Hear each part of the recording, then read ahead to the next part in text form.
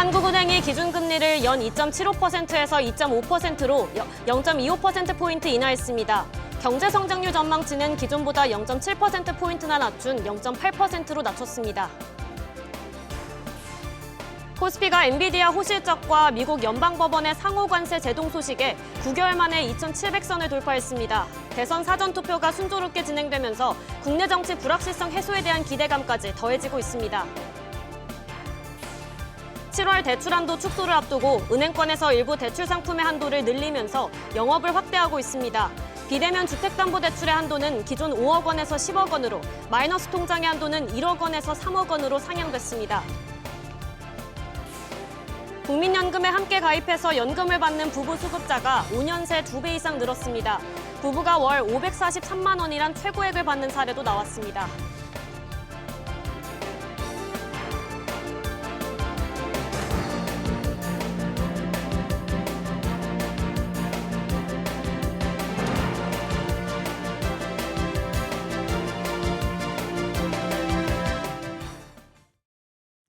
여러분 안녕하십니까? 한국은행의 기준금리 결정 소식과 함께 평소보다 조금 빨리 시작했습니다. 1분기 마이너스 0.2%라는 충격적인 역성장을 기록하면서 경기 부양에 대한 필요성이 어느 때보다 커진 요즘이죠. 한국은행이 금리 결정을 내렸는데 금리 인하 결정을 결국 내렸습니다. 이어서 그럼 이창용 총재 이야기를 먼저 들어보겠는데요. 기자회견장으로 가보겠습니다. 총재의 기자간담회를 시작하겠습니다. 먼저 금일 통화정책 방향 결정 배경에 대한 이창용 총재의 설명을 듣겠습니다. 예, 여러분 안녕하십니까? 오늘 금융통화위원회는 한국은행 기준금리를 현재의 2.75%에서 2.5%로 인하하기로 결정하였습니다. 먼저 국내외 경제 여건을 설명드린 후에 기준금리 결정 배경에 대해 말씀드리겠습니다. 우선 대외 여건을 살펴보면 세계 경제는 글로벌 무역 갈등이 일부 완화되었지만 이전보다 높은 관세율의 영향 등으로 성장세가 둔화될 전망입니다. 미국은 중국과의 무역 협상이 진전되면서 경기 침체 우려가 완화되었지만 앞으로 관세 정책의 영향이 점차 나타나면서 금년 성장률이 상당폭 낮아질 전망입니다. 유로 지역과 중국도 재정 확대 등 경기 부양책에도 불구하고 미국과의 통상 갈등의 영향으로 성장세가 완만해질 것으로 예상됩니다. 주요국의 인플레이션 흐름과 관련한 불확실성도 여전히 높은 상황입니다. 미국은 4월 소비자 물가 상승률이 2.3%로 낮아졌지만 향후 관세 부과의 영향이 반영되면서 점차 높아질 것으로 예상되고 이에 따라 미 연준의 금리 동결 기조도 당초 예상보다 길어질 것으로 보입니다.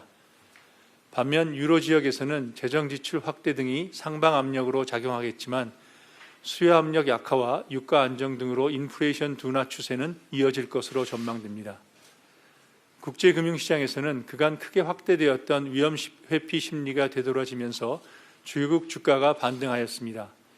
하지만 미국의 정책 불확실성 지속 및 재정 적자 우려 등으로 미국 장기 국채금리가 상승하였고 달러화 지수도 소폭 상승하였다 반락하였습니다. 다음으로 대내 여건을 살펴보면 국내 경제는 1, 4분기 중 역성장을 이어 4월에도 부진한 흐름을 지속하고 있습니다. 민간 소비가 국내 불확실성 장기화로 경제 심리 개선이 지연되면서 부진이 길어졌고 건설 투자는 부동산 경기가 위축되고 안전사고와 같은 일시적 요인이 가세하면서 예상보다 큰 폭의 감소세를 나타냈습니다. 수출은 반도체 호조가 이어지고 있지만 석유, 화학, 철강 등 BIT 부분은 글로벌 경쟁력 약화 등 구조적 요인과 통상 여건의 악화 등으로 부진을 이어가고 있습니다. 국내 물가는 4월 중 소비자 물가와 근원 물가 상승률이 각각 2.1%를 나타내는 등 안정적인 흐름을 보이고 있으며 단기 기대 인플레이션은 5월 중 2.6%로 전월보다 하락하였습니다. 국내 금융 외환 시장에서는 주요 가격 변수가 미국과 주요국 간 관세 협상 등과 같은 대외 요인에 주로 영향받아 등락하였습니다. 원달러 환율은 무역 갈등 완화, 아시아 국가의 환율 협의에 대한 시장 기대 등으로 하락하였으며 장기 국고채 금리는 미국 장기 금리 상승 등의 영향으로 반등하였으나 주요국에 비해서는 상승폭이 제한적이었습니다. 주가는 기업 실적 악화 우려 완화 등으로 상승하였습니다. 주택시장 및 가계부채 상황을 보면 2, 3월 중 늘어난 주택거래의 영향으로 금융권 가계대출 증가 규모가 상당폭 확대되었습니다. 토지거래 허가구역 지역 확대 재지정 이후 주택거래가 다소 둔화되고 있지만 서울 지역의 주택가격 상승세가 지속되고 있는 데다 DSR 규제 강화를 앞두고 선수요 확대 가능성이 큰 만큼 주택시장 및 가계부채 흐름에 계속 유의할 필요가 있습니다. 아울러 지난 2월 경제전망 이후의 대내외 여건 변화를 반영하여 앞으로의 성장과 물가 흐름을 다시 점검해 보았습니다. 먼저 금년 경제 성장률은 지난 2월 전망치 1.5%를 큰 폭 하회하는 0.8%로 전망하였습니다. 최근 미중 무역 협상이 진정되고 정부 추경안이 확정되었음에도 성장률을 0.7%포인트나 낮추게 된 배경은 그걸 부분별로 살펴보면 먼저 건설의 영향이 가장 컸습니다. 건설 투자는 전체 GDP에서 차지하는 비중이 14% 정도이지만 건설 경기 침체 심화로 감소폭이 예상보다 커지면서 성장률 전망치를 0.4%포인트 정도 낮추는 요인으로 작용했습니다. 다음으로는 민간 소비가 점차 회복될 것으로 보고 있지만 1, 4분기 실적이 부진했던 데다 2, 4분기 회복세도 당초 예상보다 더딜 것으로 보임에 따라서 성장률을 0.15% 정도 낮추는 것으로 작용하였습니다. 수출의 경우 2월의 베이스라인 전망보다 높아진 미국 관세율의 영향으로 둔화폭이 크게 확대됨으로써 성장률을 추가로 0.2%포인트 낮추는 요인으로 작용했습니다. 2월에는 대미 흑자국을 대상으로 5에서 10% 정도의 관세율이 부과될 것으로 가정하고 전망을 발표했는데 지금은 미국의 교역 대상국 전체에 대해 최소 10% 이상의 관세율이 적용되고 대중 관세율도 2월에 비해 크게 높아진 점을 반영하여 전망을 조정하였습니다. 이러한 요인들을 종합적으로 고려하여 금년도 성장률을 0.8%로 수정 전망하였지만 향후 성장 경로의 불확실성이 여전히 높고 상방과 하방, 양방향으로 리스크 요인이 모두 존재합니다.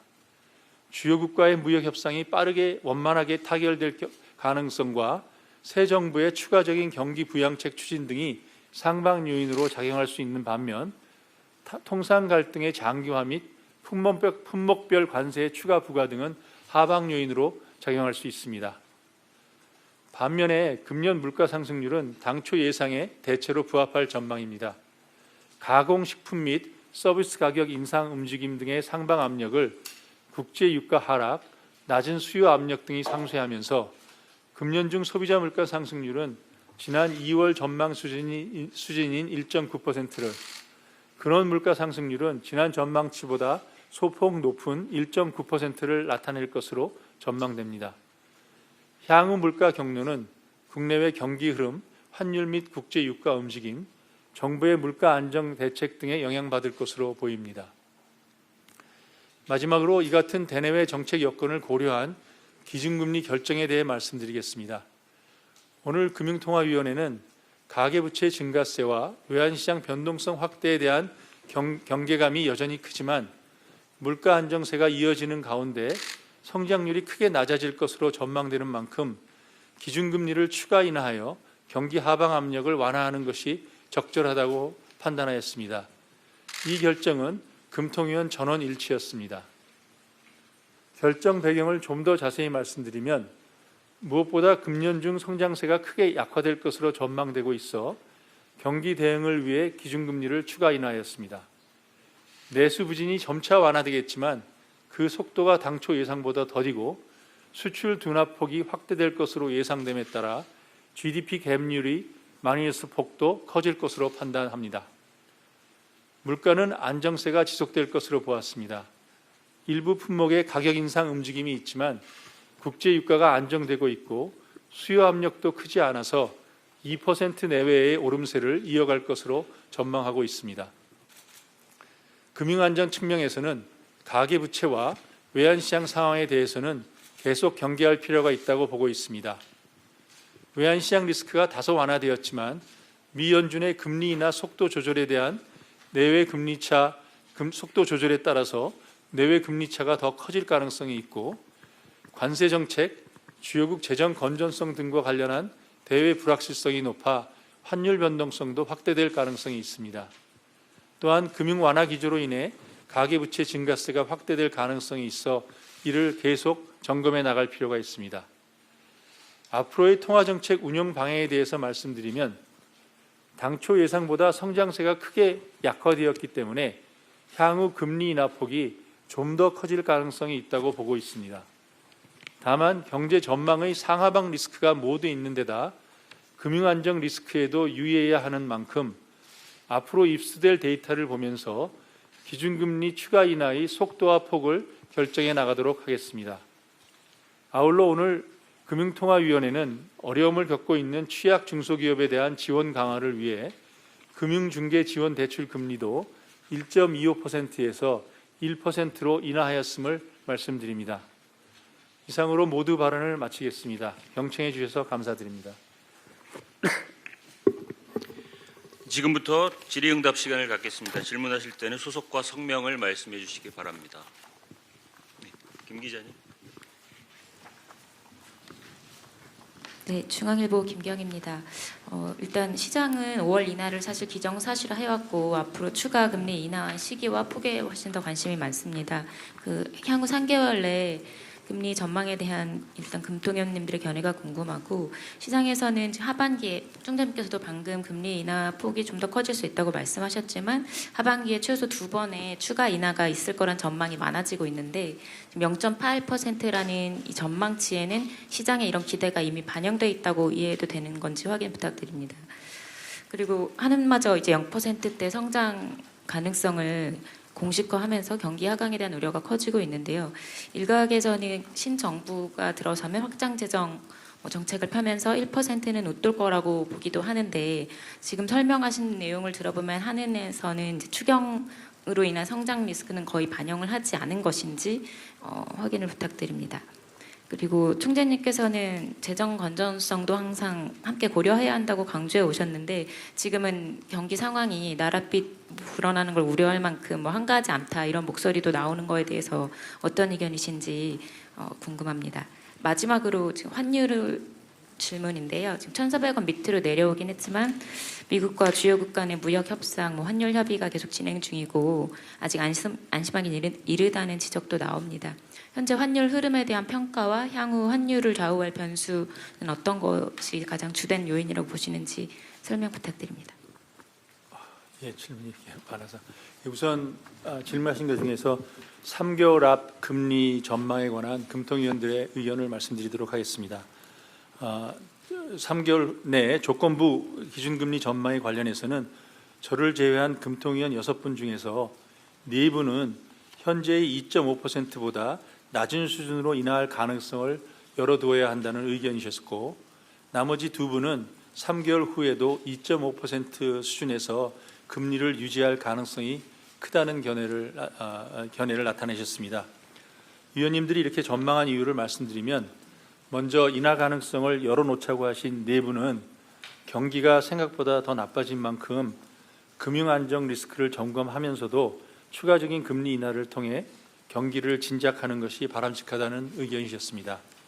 반면에 동결 가능성을 더 크게 보신 나머지 2분은 기준금리 인하의 효과, 한미 금리차, 미국 관세 정책의 변화, 수도권 부동산 가격의 변화, 새 정부의 경제 정책 등을 점검해 나가면서 경제 여건의 방향성이 어느 정도 조금 더 정해진 이후에 금리 인하에 관한 결정을 하는 것이 좋겠다는 의견이셨습니다. 아울러 금통위원 6분 모두 이러한 전망이 3개월 내 반드시 금리를 인하하거나 동결하겠다는 의미가 아니라 경제 상황에 따라서 달라질 수 있는 조건부 견해임을 강조하셨습니다. 그래서 3개월 앞에 대해서는 이렇게 말씀드렸고요. 지금 김 기자님이 경기가 나빠졌으니까 시장에서는 지금 하반기에 2번 더 금리를 인하할 것으로 보고 있는데 금통위원들은 어떻게 생각하시는 거에 관해서는 조금 전에 말씀드리고 모두번에서 말씀드린 대로 성장률을 전망이 크게 하향 조정된 만큼 추가 금리 인하 가능성은 커진 것은 사실이다.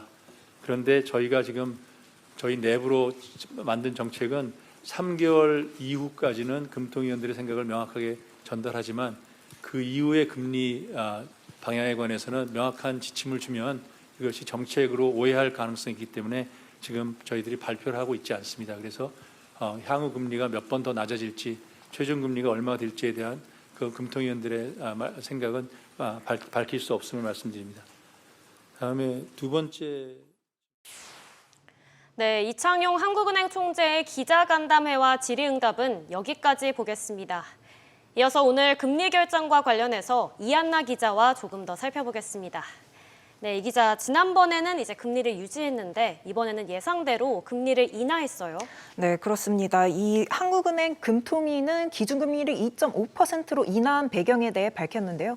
우선 성장률이 크게 낮아질 것으로 전망되는 만큼 기준금리를 추가 인하해 경기 하방 압력을 완화하는 것이 적절하다 이렇게 판단했다고 설명했고요. 내수 부진은 점차 완화는 되겠지만 그 속도가 더딜 것으로 보이고 여기에 수출은 미국 관세 부과 영향 등으로 둔화폭이 확대될 것으로 예상을 했습니다. 달러원 환율은 높은 변동성을 지속하는 가운데 무역 갈등 완화, 아시아 통화 강세 등으로 하락한 점을 들었습니다. 앞서 시장의 금리 인하 예상에도 이제 최근 1,300원대까지 내려간 환율이 크게 작용했죠. 네, 그렇습니다. 앞서 금융투자협회 조사에 따르면 채권 전문가들 69%가 금리를 인하할 것이라고 예상을 했는데요. 특히 환율과 관련해서 응답자의 53%가 하락할 것이라고 응답을 했습니다. 이는 전월 대비 9%포인트 상승한 건데요. 최근 미 달러화가 약세를 보이면서 달러원 환율이 1,360원대까지 내려오기도 한 데 따른 겁니다. 외환시장 전문가들은 더 떨어질 수 있다고도 보는데요. 현재 시장은 미국이 우리나라의 원화 절상을 요구할 것으로 보고 원화 강세에 베팅하고 있는데요. 이런 달러화 약세 분위기를 반영할 때 단기적으로 달러원 환율이 1,350원대 하단까지 하락할 수 있다는 전망이 나옵니다. 또 이번 금통위 결정에 이제 성장률 전망치를 낮춰 잡은 것도 영향이 크게 있었죠. 네, 그렇습니다. 한은은 수정 경제 전망에서 올해 0.8% 성장률 전망을 내놨습니다. 기존 1.5% 전망에서 반토막 난 수준인데요. 코로나19 당시였던 2020년 연간 성장률 마이너스 0.7% 이후 5년 만에 다시 성장률 0%대로 내려온 겁니다. 앞서 이창용 한은 총재가 지난달 금통위에서 미국의 관세 정책 등을 언급하면서 성장률을 대폭 하향 조정하겠다 이렇게 시사한 바 있는데요. 사실상 국내외 기관과 함께 한은까지 0%대 성장률을 이번에 제시해서 저성장은 공식화됐습니다.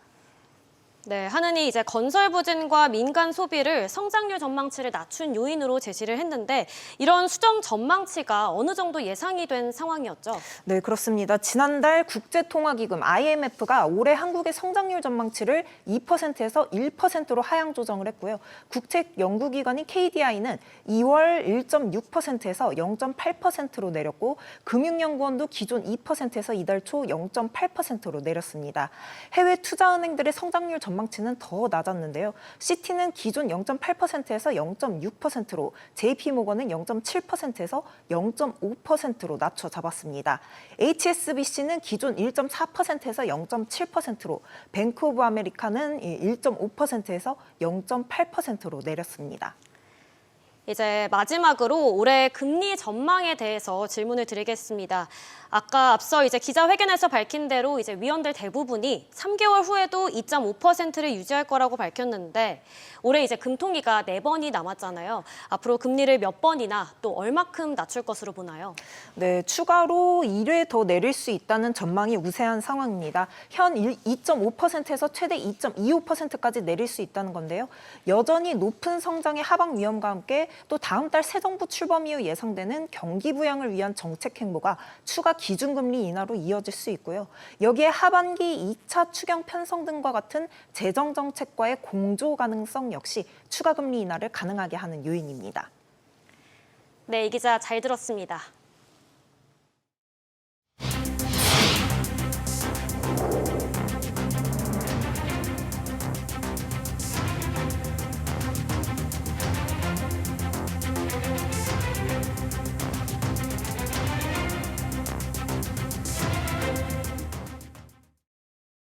이어서 금융시장 상황 살펴보겠습니다. 엔비디아 호실적에 더해서 앞서 보신 것처럼 한국은행이 기준금리를 석 달 만에 0.25%포인트 내리자 주가도 상승폭을 키우고 있습니다. 코스피는 9개월 만에 2,700선을 돌파했는데요. 김종윤 기자. 네, 김종윤입니다. 코스피가 이제 기준금리 인하 소식에 상승 곡선을 그리고 있네요. 네, 코스피는 9달 만에 2,700선을 찍었는데요. 한은의 기준금리 인하 결정 이후 상승 가도를 달리면서 현재 2,710선을 넘어섰습니다. 코스닥도 한은의 금리 인하 결정 후 730선에서 오름폭이 커지고 있습니다. 코스피에서 개인이 5천억 원 이상 순매도하며 차익 실현에 나서고 있지만 기관이 4천억 원, 외국인이 900억 원 이상 순매수하면서 물량을 받아내고 있습니다. 엔비디아 실적 발표에 힘입어 어제 이어 SK하이닉스와 삼성전자는 동반 상승했습니다. 엔비디아 실적 호전에 AI 인프라 전력 수요 기대로 두산 에너빌리티와 현대건설 등 원전 관련주도 강세입니다. HD 현대 마린 엔진이 1,090억 원대의 공급 계약 체결로 6%대로 급등했습니다. 미 연방법원의 트럼프 상하관세 제동 소식으로 현대차와 기아 등 자동차주도 강세를 보이고 있습니다. 대선 이후 향후 증시 부양 정책 기대감에 미래에셋증권은 장중 상한가를 기록했고 DB증권과 신영증권 등 증권주들이 동반 강세입니다. 원화 가치는 기준금리 인하로 약세를 보이고 있습니다. 달러원 환율은 어제보다 6원 오른 1,375원으로 출발해 1,380원대 중반으로 올랐습니다. 반면 뉴욕 증시 3대 지수는 모두 하락으로 마감했죠. 네, 다우지수는 0.58% 하락했고 나스닥은 0.51%, S&P 500 지수는 0.56% 떨어졌습니다. 뉴욕 증시는 5월 FOMC 의사록에서 물가 상승 속에 경기도 침체되는 스태그플레이션 위험이 부각되면서 하락 마감했습니다. 엔비디아는 장 마감 후 예상의 호전된 실적 발표로 하락 마감했던 주가가 시간의 거래에서 5% 가까이 급등했습니다. 테슬라는 정규장에서 1.65% 하락 마감했는데 다음 달 12일 로보택시 서비스 출시 예정 소식에 시간의 거래에서 2% 이상 뛰었습니다. SBS 비즈 김종윤입니다. 한국은행의 기준금리 인하로 대출금리 인하가 예상되는 가운데 최근 일부 시중은행들이 대출 한도를 확대하면서 영업을 강화하고 있는데요. 이에 가계대출 급증에 대한 우려가 커지고 있습니다. 이한승 기자. 네, 이한승입니다. 일단 대출 한도를 늘어난 곳이 어딘가요? 네, 하나은행과 농협은행입니다. 하나은행은 오늘부터 비대면 주택담보대출 한도를 늘렸습니다. 그중에서도 KB 시세가 있는 아파트를 대상으로 하는 아파트로는 한도가 5억 원에서 10억 원으로 상향됐습니다. 하나은행은 가계대출의 안정적 관리를 위해 줄였던 한도를 원상복구했다고 설명했습니다. 농협은행은 공무원 전용 상품인 NH 공무원 대출의 마이너스 통장 한도를 1억 원에서 3억 원으로 3배 늘렸습니다.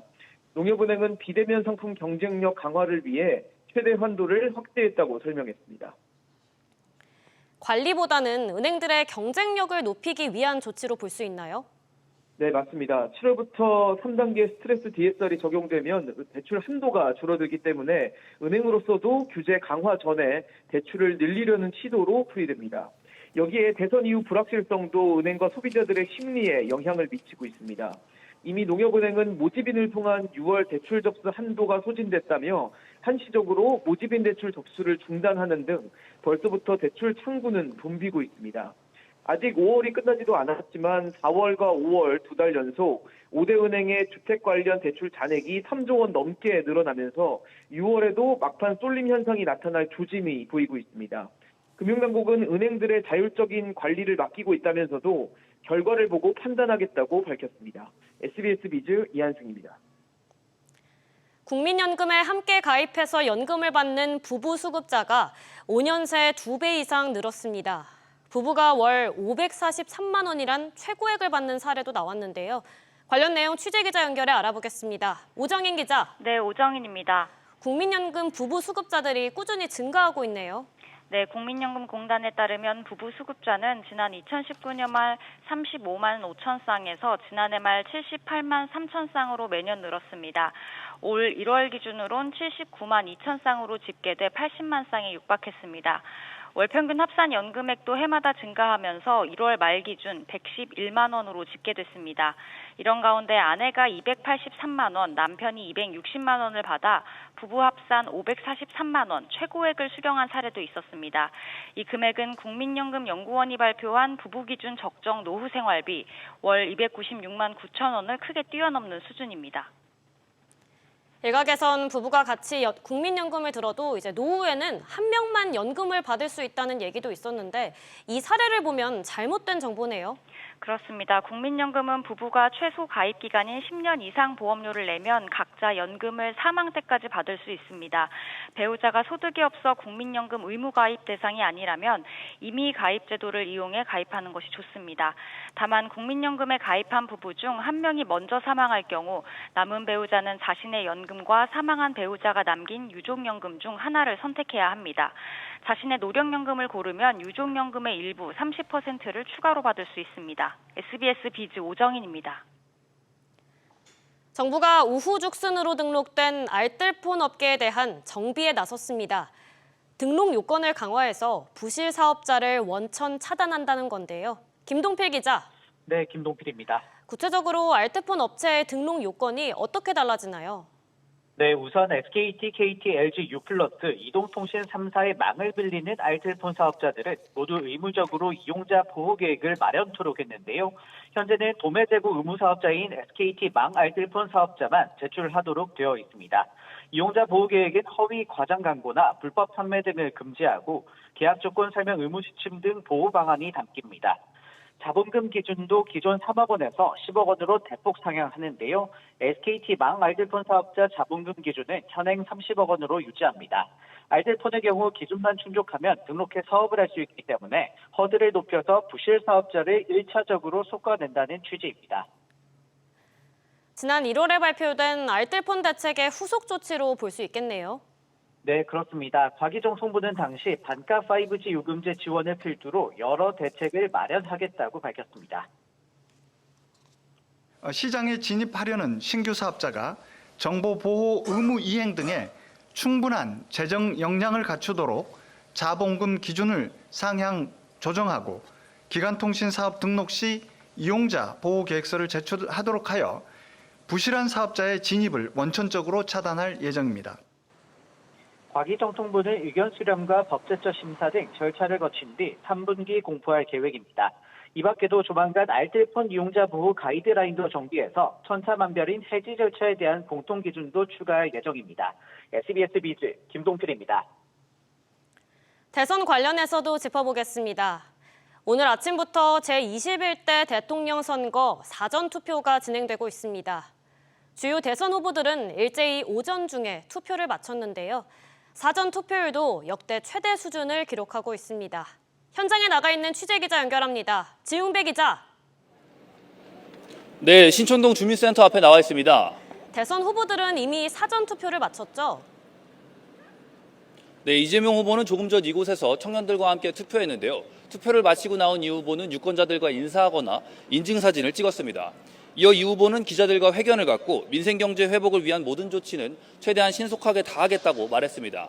국민의힘 김문수 후보와 개혁신당 이준석 후보도 비슷한 시간 각각 인천 계양구와 화성 동탄에서 사전투표를 했는데요. 김 후보는 부정선거에 대해 재차 경계하되 사전투표를 독려했고요. 이준석 후보는 정치 세대교체를 강조했습니다. 권영국 민주노동당 후보도 이른 아침 전남 여수에서 한 표를 행사했습니다. 또 올해 사전투표 열기가 유난히 뜨겁다고요?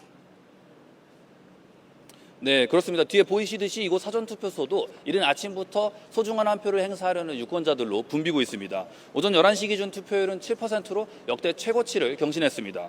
사전투표는 오늘부터 이틀간 오전 9시부터 오후 6시까지 진행됩니다. 이 기간 유권자는 따로 신고하지 않고도 어느 사전투표소에서 투표할 수 있고요. 준비물은 주민등록증이나 여권, 운전면허증 등 사진이 붙은 신분증입니다. 인증사진 등 촬영은 투표소 밖에서만 허용됩니다. 지금까지 신촌동 주민센터 앞에서 SBS 비즈 지웅배입니다. 이어서 기업 소식 전해드리겠습니다. 금융감독원이 연예기획사 하이브의 창업자 방시혁 의장의 부정거래 혐의를 조사하고 있습니다. 방 의장은 주주들을 속이고 회사 상장을 추진해서 이익을 챙긴 혐의를 받고 있습니다. 자세한 내용 취재기자 연결해 들어보겠습니다. 이정민 기자. 네, 이정민입니다. 금감원이 일단 구체적으로 어떤 혐의에 대해서 방 의장을 조사하고 있나요? 네, 금융투자업계에 따르면 금감원은 방시혁 의장이 하이브 상장 과정에서 주주에게 기업 공개 계획이 없다고 속이면서 회사 상장을 추진한 정황을 확보하고 자본시장법상 사기적 부정거래 혐의로 조사하고 있습니다. 문제가 되는 시기는 2019년 말로 금감원은 방 의장 측이 이 시기 기존 투자자들에게 현재 상장이 불가능하다고 전달하며 보유 지분을 방 의장 지인이 설립한 사모펀드에 팔도록 한 정황 증거를 확보했습니다. 금감원은 당시 방 의장이 IPO 준비에 필수적인 지정감사를 신청하며 상장을 준비해온 것으로 파악하고 있습니다. 강 의장은 2020년 하이브를 상장하기 전 지인이 설립한 PEF와 지분 매각 차익의 30%를 공유하기로 계약하고 상장 이후 4천억 원가량을 정산받았지만 이 계약은 증권신고서에 기재하지 않았습니다. 그런데 이런 내용을 모르고 하이브의 주식을 샀던 투자자들은 피해를 입었겠네요. 그렇습니다. 하이브는 2020년 10월 15일 상장 첫날 시초가가 공모가의 2배를 기록한 뒤 상한가 35만 1,000원을 찍었습니다. 하지만 PEF들이 물량을 쏟아내며 당일 주가는 결국 4.44% 하락 마감했고 2주 만에 주가는 14만 원대까지 급락했습니다. 금감원은 조사 내용을 바탕으로 빠른 시일 내 사건을 검찰로 이첩한다는 방침인 것으로 전해졌습니다. 한편 금감원의 방시혁 의장 조사 소식에 하이브 주가는 오전 11시 30분 기준 어제보다 2% 넘게 떨어진 27만 원 초반대에 거래되고 있습니다. SBS 비즈 이정민입니다. 한국 GM이 전국 서비스 센터 등 사업장 매각을 결정했습니다. 이를 두고 GM이 국내 사업장 철수 수순을 밟는 것 아니냐는 우려가 커지고 있는데요. 취재기자 연결해서 자세히 알아보겠습니다. 김한나 기자. 네, 김한나입니다. 한국 GM이 국내에 있는 일부 자산을 매각한다고요? 네, 한국 GM이 전국 9개 직영 서비스 센터를 순차적으로 매각하겠다고 밝혔는데요. 한국 GM은 인천 부평 공장의 일부 시설과 토지 매각에 대해서도 다양한 이해관계자와 협의하겠다고 언급했습니다. 이번 매각 대상에는 지난해 7월 문을 연 서울 영등포구 서비스 센터도 포함됐는데요. 앞으로 고객들은 전국 386개 협력 정비센터에서 서비스를 받게 됩니다. 이번 결정은 한국 GM의 국내 판매 부진 등에 따른 것으로 보입니다. 이렇게 한국 GM이 매각을 추진하면서 현재 시장에서는 철수설을 의심하고 있다고요? 네, GM은 해외 사업장에서 비용 증가 등 변수가 발생하면 현지 자산을 매각하는 방식으로 철수를 진행해 왔는데요. 국내의 경우 2018년 수익성 악화 등을 이유로 한국 GM 군산 공장이 문을 닫기도 했습니다. 한국 GM은 지난해 7월 문을 연 서울 서비스 센터를 통해 철수설을 잠재웠는데요. 다만 한국 GM이 개소한 지 1년도 되지 않은 지점을 포함해 여러 사업장을 정리하겠다고 밝히면서 한국 철수설에 또다시 힘이 실리고 있습니다. 한국 GM 관계자는 이번 자산 매각 결정에 대해서 사업 효율성 확보를 위한 조치라며 한국 GM의 철수 계획은 없다고 선을 그었습니다. SBS 비즈 김한나입니다. 실적 부진으로 비상경영 체제에 들어간 이랜드가 부당 해고 논란에 휩싸였습니다. 인력을 재배치하겠다고 했던 것과 달리 내부에선 대규모 해고가 예고된 것으로 전해지는데요. 취재기자 연결해 자세히 알아보겠습니다. 최윤아 기자. 네, 최윤아입니다. 구체적으로 어떤 상황인 건가요? 네, 이랜드 노조 관계자는 회사 측이 오는 6월 31일부로 주차와 보안 등 보급업체 비정규직 직원들을 중심으로 대량 해고한다고 통보했다고 전했습니다. 이랜드는 해당 업무 빈자리를 메우기 위해 일반 직원들에게 주차 등의 순환 업무도 지시했다는 설명입니다. 이에 대해 이랜드 측은 도급 계약 종료에 따라 인력을 전환 배치한 것이라며 직원들 고용을 보장하기 위한 것이라고 밝혔습니다. 부당하게 먼 지역으로 발령을 내 희망퇴직을 유도했다는 정황도 나왔습니다. 이랜드는 백화점 지점장 가운데 1969년생부터 1975년생 30명을 갑자기 물류센터로 발령냈는데요. 발령 전 면담에서 회사가 제시한 자료에는 물류센터 배치 대상자들의 선택지는 희망퇴직 또는 희망휴직도 있음이라고 적혀 있어 사실상 구조조정이라는 지적도 나옵니다. 그래서 이랜드 노조가 이 사안에 대해서 이제 고용노동부에 신고를 했다고요? 네, 이랜드 노조 측은 근로계약서에 명시되지 않은 일을 지시했다며 어제 직장 내 괴롭힘으로 고용부에 신고했고 부당 발령에 대해서는 곧 서울중앙지방법원에 가처분 신청을 낼 예정이라고 밝혔습니다. 이랜드는 유통업을 중심으로 부진을 겪으면서 비상 경영에 들어갔는데요. 다만 이런 경영 위기 때마다 직원들 고용을 보장하지 못한다는 지적이 이어지고 있습니다. 이랜드는 코로나 시기였던 2021년에도 계산원을 비롯해 미화와 주차, 보안 등 업무를 담당하는 비정규직 노동자 300여 명의 계약 해지를 통보했습니다. SBS 비즈 최윤아입니다. 한편 재개발과 재건축 사업에는 사업장마다 다양한 리스크가 존재하는데요. 이에 따라 이제 금융사가 주민 갈등이나 조합 내부의 분쟁도 대출 심사에 반영할 것으로 보입니다. 최나리 기자. 네, 최나리입니다. 구체적으로 어떤 내용인가요? 네, 신한금융그룹이 최근 변화된 경제 환경 등을 반영할 수 있도록 신용평가 시스템 개선 작업에 들어갔습니다. 이 중 조합사업비 모형 신규 개발이 눈에 띄는데요. 재건축, 재개발 조합의 특성과 구조, 리스크를 종합적으로 평가하는 신용평가 모형을 새로 만든다는 겁니다. 이렇게 되면 조합 갈등에 따른 공사 지연 등 금융사의 원금 회수 리스크가 될 수 있는 요인이 모두 평가 대상에 오를 수 있다는 전망이 나옵니다.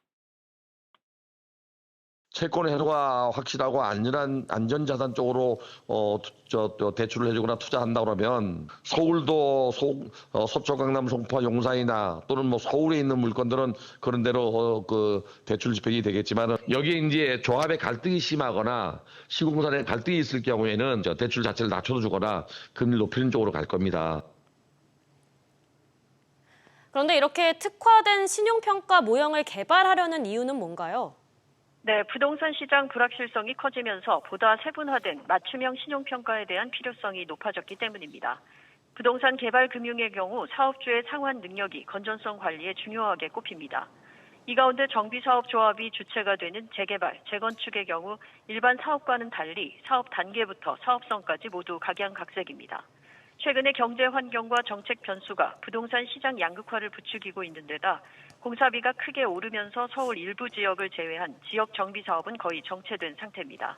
맞춤형 신용평가로 부동산 PF의 주요 위험 요인을 적극 차단하기 위한 시도로 풀이됩니다.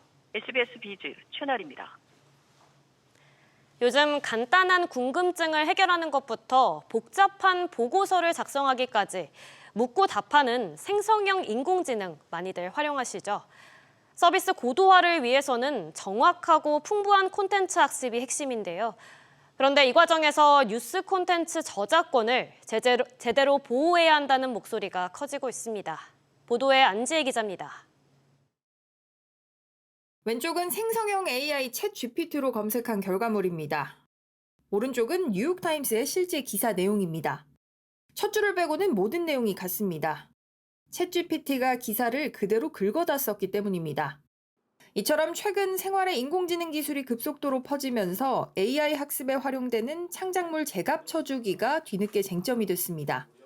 인공지능 학습에 있어서 학습용 데이터라는 이름으로 뭉쳐져 있는 저작물, 사실은 저는 데이터라는 이름으로 함부로 불리는 게 적절하지 않다고 생각하는데 왜 저작물을 함부로 데이터라는 이름으로 중성화하고 실제로 뉴욕타임스는 오픈AI가 자사의 기사를 무단으로 사용했다면서 저작권 침해 소송을 진행하고 있습니다.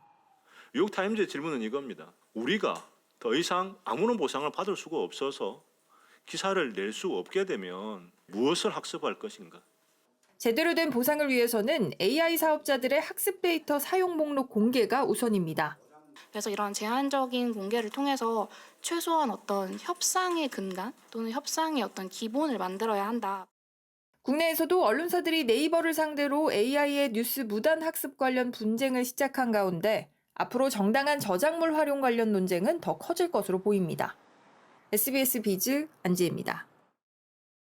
한편 국내 탈모 환자가 연간 25만 명에 달하는 가운데 20대와 30대 환자들의 비중도 큰 것으로 나타났습니다.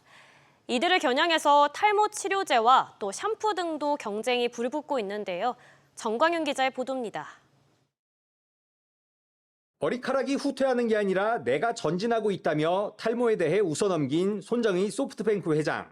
하지만 모두가 그럴 수 있는 건 아닙니다. 예방 차원에서 지금 뭐 먹고 있고 뭐 외모적으로도 뭐 관리를 해야 되지 않을까? 외모가 경쟁력인 사회니까 앞으로 결혼을 할 수도 있을 텐데 그게 좀 걸림돌이 될 수도 있다고 생각을 해서 지난 2022년 기준 국내 탈모증 환자는 25만 명. 이 가운데 40%가 20대, 30대입니다. 병원을 찾지 않는 이들을 더하면 우리나라 인구 5명 중 1명꼴인 1,000만 명 정도가 탈모를 겪는 것으로 추정됩니다. 이에 따라 신약 개발 경쟁도 치열합니다.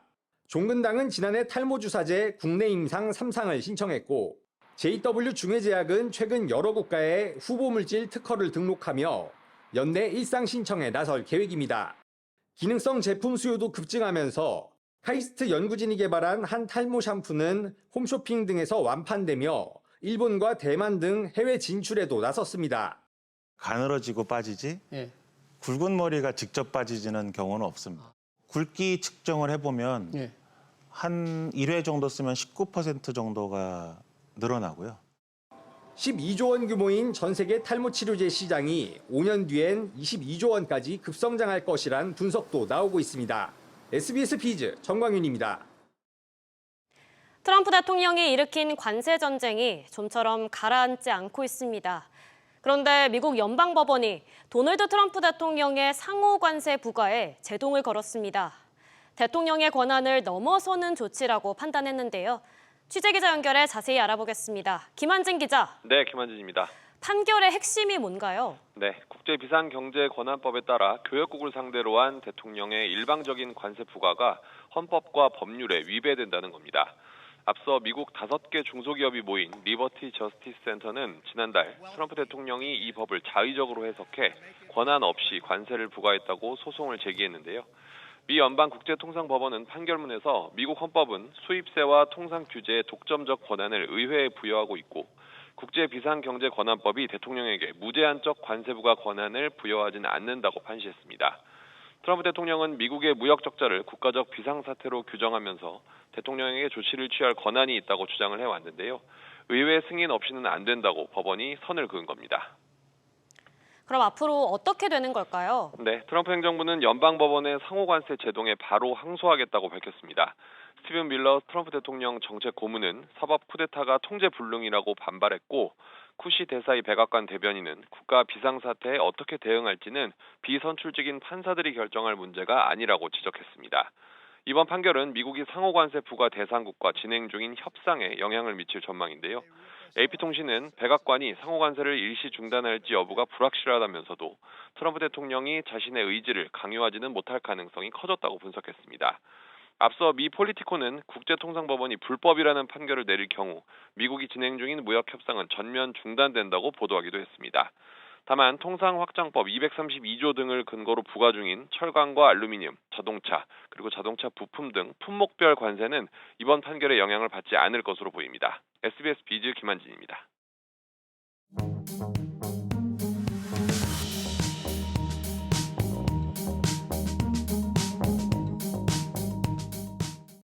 안녕하세요. K웨더 공기진흥센터에서 전해드리는 대기오염 예보입니다.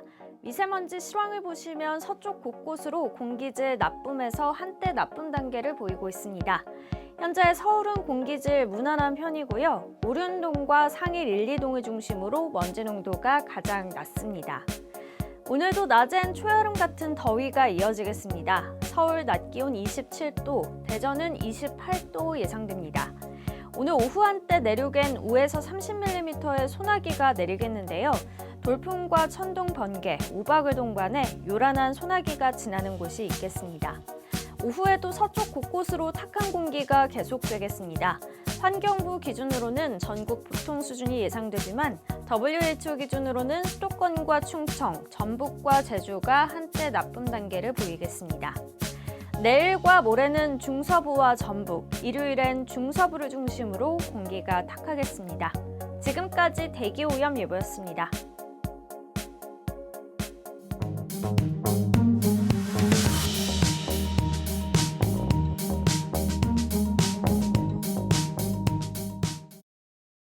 뉴스 마칩니다. 함께해 주신 여러분 고맙습니다.